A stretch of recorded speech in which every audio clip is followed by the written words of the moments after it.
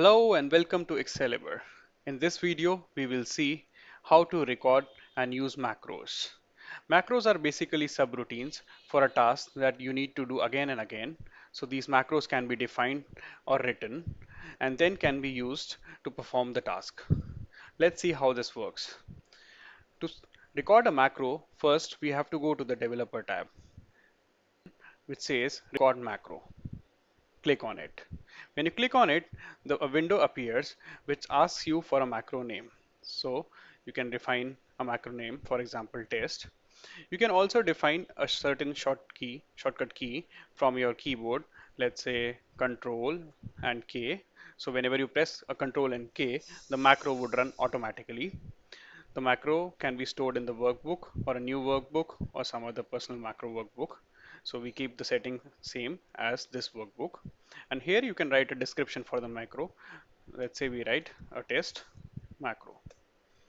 Now, as soon as we press enter, any number of any action that we do in the Excel will be recorded. Let's find out how it works. We press OK. Now I select the cell C5 and write a value into it. Then I select the cell D5 and write a value into it. Then I select the cell E5 and add these numbers.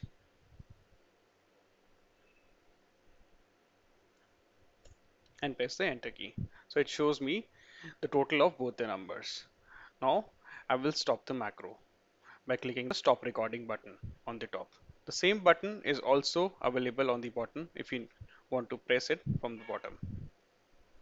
Once you stop the macro, we need to see what is the macro or the code generated behind it. To see this, you have to click on the Visual Basic editor.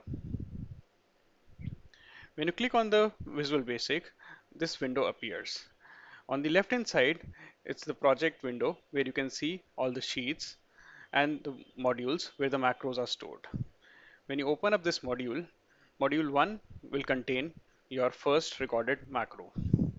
Now, here we see and try to understand what is being recorded. It says range C5.select, that is the first cell that I selected, and then I put a value of 20 in that. Then I selected D5 and put a value of 50 in that. Then I added both the numbers and pressed enter key, and my last selection was E6. This is E6. Okay. So this way the macro gets recorded. Now let's see how it works or how it's being used in your program. If we select everything and remove this data and go back to the macro and press the run key, it will ask whether you want to run the macro test. I'll say yes and run. Then on the sheet, you again get back the same data. So whatever you had done had been recorded by the macro, and through these codes in Visual Basic, this thing runs again. Now we will see how this macro can be used to perform, let's say, a particular calculation or a particular task. What I'll do is I will define some variables A, B, and C. I will assign the variable A to the cell 1, 1. That's the first cell. So this is the syntax for assigning a variable to a cell. Then I will assign the variable B to the cell 1, 2.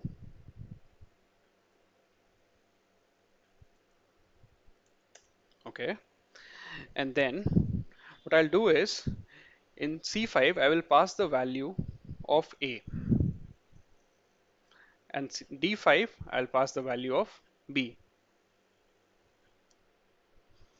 Now to get the result, what I'll do is I will assign the variable C to the sum of these two numbers, and to finally display my result C, what I'll do is I will use cells 1, 3 dot value equals to C.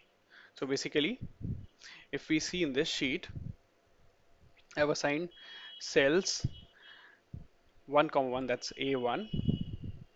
We can highlight it so that we remember it. This is my first input. This would be my second input. And on this cell, I'll see my result. Okay, so let's try out. I'll write a value, let's say 49 and 67. These are two values A and B, which I'll pass. Here, there would be a calculation in the background. So these cells would be moved here when we perform a run of the macro. Now let's go to the Visual Basic Editor and click on Run. Our macro is executed. Let's see the result. So we see that the result 116 is on cells C comma 1, which is our cells 1 comma 3. In this way, we can pass external parameters. These can be moved internally to certain other cells, calculation can be performed, and the result can be displayed. So this is just a small example by which you can use macros to do a certain calculation. These calculations can be complex. This example is a very simple one, but you can change it according to your needs. Thank you very much.